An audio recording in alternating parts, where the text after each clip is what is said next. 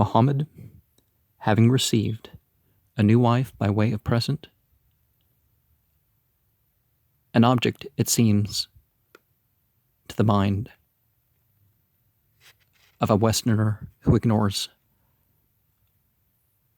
the context of the character revealed in the relationship, was the very darling of his soul. Ka'ab wrote a poem in commendation of her charms, so exactly suited to the palate of the prophet that he buried his resentment in an excuse of kindness, presence of mind, if it be not a virtue, is nevertheless of such importance to its possessor that it frequently delivers him from greater trials, difficulties, and embarrassments than any other four which are denominated cardinal. And no, being mindful and taqiyya, the having regard of the situation, that's a virtue in itself. Maybe not to a biblical Christian, but the whole life of Muhammad after his flight to Medina was one of continued scene of warfare and conquest.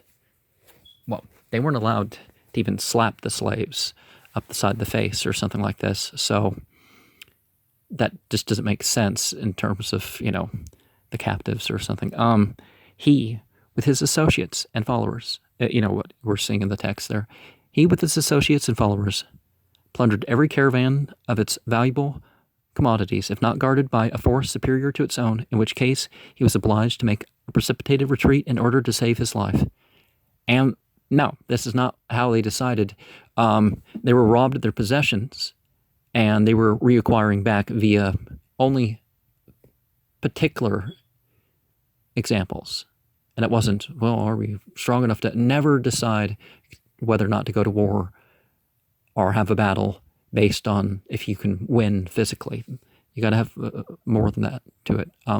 It often happened, however, that there arose much disputation among his followers how the booty should be divided, to which he put a final period by the 8th chapter of the Quran. There he assigned 1/5 part to himself. No, not to himself, to the community as a whole, and ordered the rest to be divided among his soldiers.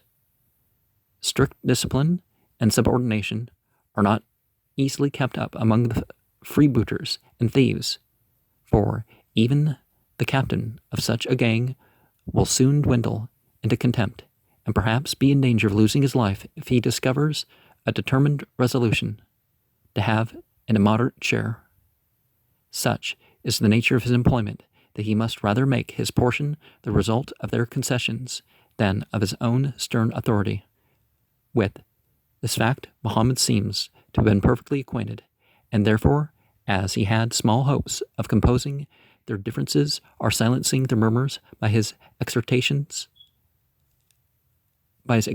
as a man, he had recourse to his old trade of fetching authority from heaven, and made God the umpire between him and his followers.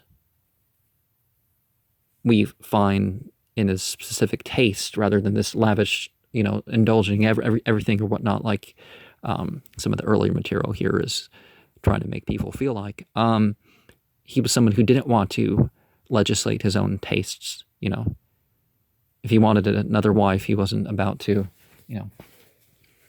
just have one. It wasn't like he's over the captives and saying, "Oh, I want a wife from this one," and whether or not they consent to it, that's, he was somebody who wanted consent. One of the women brought to him, the narrations go, was fooled by a couple of the wives in particular, and played like she didn't want it, and she was sent away. And it turns out from narrations that she just thought that, Muhammad wanted it rough, and she didn't, and he didn't. So she was tricked in that way,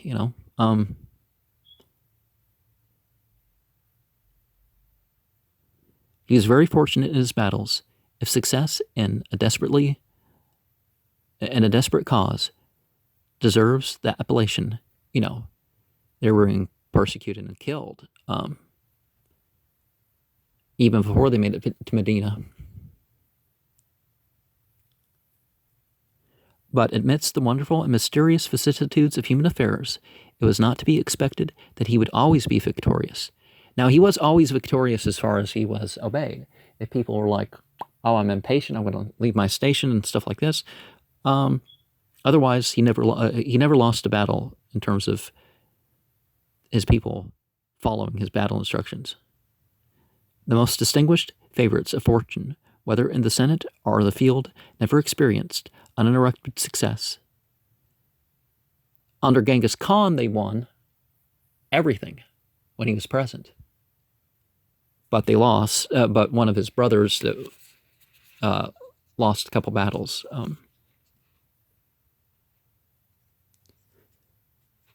So as a comparison.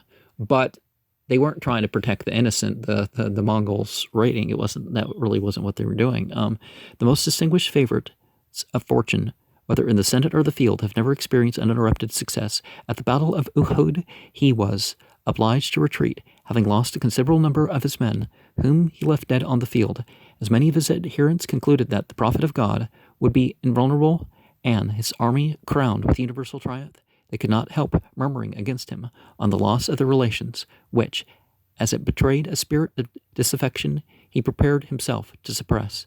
He attempted to persuade them that their defeat was to be ascribed to the wickedness of some who followed him, who weren't following him in a specific respect. They turned in the middle of battles like, well, yeah, against whom it thus pleased the Almighty to testify his displeasure. It is no doubt true that the Supreme Being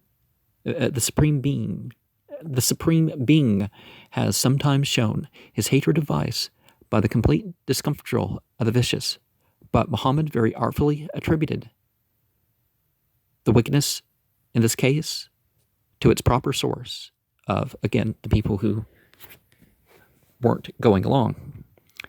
If instead of considering it as a punishment for the sins of his followers, he had said it was for the crimes of their leader, we should have the Christians would have credited him for the acknowledgement and considered it as pretty near the truth. But the idea that people fighting in self-defense that kind of backed out of it in the last minute might have lost the battle as a result of their numbers being weakened in certain areas. It's like, that's how we lose battles. It doesn't matter righteousness or wickedness. That's how you lose battles. In addition to this, he made use of an old expedient, which he'd frequently served his turn upon former occasions. His beloved doctrine of fate and destiny, he observed that the very moment of every man's death is fixed, beyond which no caution can ever carry him, nor the greatest negligence or danger prevent him from reading. That is all one as to the time of his departure, whether he is at home or in the field of battle. But he gave the finishing stroke to his philosophy upon the subject by affirming that such as expired in battle and defense of religion would unquestionably be rewarded with a seat in paradise. See, in defense of religion. It wasn't that they were trying to force religion like crusaders. So, that's made clear there. Nothing equal to this could have been invented to make men fight with ungovernable fury and desperation, which the very certainty of perishing behooved to strengthen. As the prospect of death increased, their ferocity would rise higher and higher, since the point of the sword was their passport to heaven, while they were also told the greater struggle was living a life that's in surrender to God. That's what Islamic means.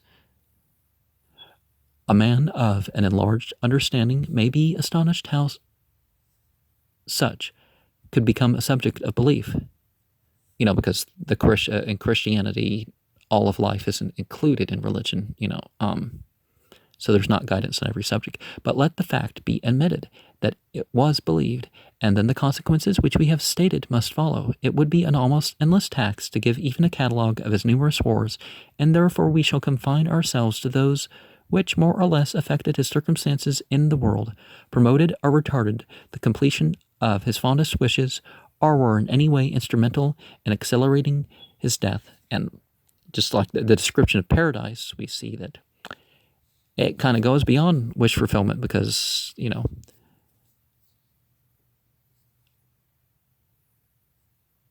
because people just, okay, that's another place to talk about that. But when he compelled the city Kabar to surrender, he took up his lodgings in the house of a principal inhabitant, being accompanied by an officer whose name was Bashar. Sitting down to supper, very likely with a pretty sharp appetite, they fell upon a shoulder of mutton, which had been prepared for their entertainment. It is said by different authors that the landlord's daughter took care to give it such a seasoning as might have made it their last meal upon earth. In plain English, we are told that she poisoned it, and that it proved instantly fatal to Bashar, who died upon the spot. Muhammad himself, not relishing the taste of it, ate very sparingly, and beholding the tragic end of his officer and companion, spat out the morsel that was then in his mouth. He just took one bite. And then he said, it seems, however, that he had previously swallowed so much as was sufficient to shatter his robust constitution, and lay it in ruins in the space of 3 years. Well, wasn't that one of the things they tried to prove that among some of the Jews, there was this invention that if they were able to kill somebody, that it disproved any spiritual validity to their difference from them, lay in ruins in the space of 3 years. So yeah, it did seem his health distinguished by there. And the Shia believe that Muhammad was killed, just like the other imams. Well, they don't believe the 12th was killed, but yeah. Few vegetable or mineral poisons, we believe, are known to the learned of this country, but such as accomplish the dissolution of the body in a very few hours, if not dislodged from the stomach by powerful emetics. Yet we have read of poisons which did not accomplish their object till the end of many years, operating as slowly as a chronical distemper, and bringing down to the grave with the same gradual diminution of health and strength as if the person poisoned had been in a consumption. We find with some mushrooms and stuff that people kind of, they don't notice until it's too late, and they've only done it 2 or 3 times. And those who ascribe, it's not all mushrooms, but some stuff. Those who ascribe miracles to Muhammad, contrary to his own acknowledgments, probably allude to this piece of flesh when they say that a shoulder of mutton told him that it was poisoned. If this was the case, it had whispered to him in so low a tone as not to be heard. Well, if he took a bite, and other people have been swallowing some, and he spit out the bite because he was told, or else it had only vociferated when it was too late. Be that as it may, the whole contexture of the story renders it as extremely suspicious. Well, no, not quite. And don't they believe that, doesn't this author believe that Jesus was killed? And the Bible says he didn't know when he was going to die and that sort of stuff too. The idea that somebody could trick you, not mislead you in terms of your spiritual position.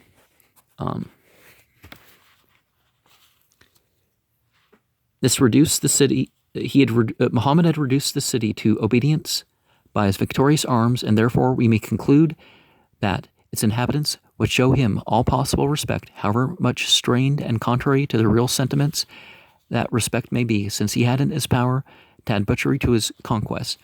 No, he did good. He was known by the Jews and Christians to have done good to those communities. And true, indeed, some individuals have been found among men who could make the most desperate attempt to recover the independence of their fellow citizens and lose all sense of self-preservation in the magnitude of the idea. Muhammad came close to starving to death was malnourished at times in charge of his community because he wanted to make sure people were taken care of even before him.